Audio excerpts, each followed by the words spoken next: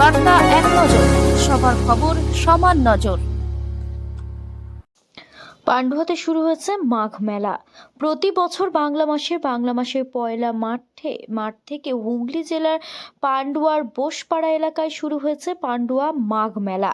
তবে এই মেলাকে কেউ আবার গজার মেলা, শুধু পান্ডুয়া জেলা নয়, বিভিন্ন জেলা থেকে বিক্রেতারা এই মেলায় আসেন। এই মেলায় রয়েছে নাগরদোলা, মনোহারি দোকান, মুখরোচক খাওয়ার দোকান সহ বিভিন্ন ধরনের স্টল। প্রতিদিন বিকেল হতে মেলায় ভিড় জমান 8 থেকে 80 বিভিন্ন সম্প্রদায়ের মানুষ। মেলায় বিশেষ নজর কেড়েছে বিভিন্ন ধরনের রকমারি মিষ্টি ও বিভিন্ন সাইজের গজা। কোথাও দেখা গেল ছোট থেকে বড় বিভিন্ন ধরনের ল্যাংচা, আবার কোথাও দেখা গেল বিভিন্ন সাইজের গজা। মেলায় আসা প্রত্যেকে মানুষের কিছু না কিনলেও তবে বহু মানুষ গজা নিয়ে বাড়ি যাচ্ছেন। বাড়ির জন্য এই ছবি শুধুমাত্র আমাদের ক্যামেরায়।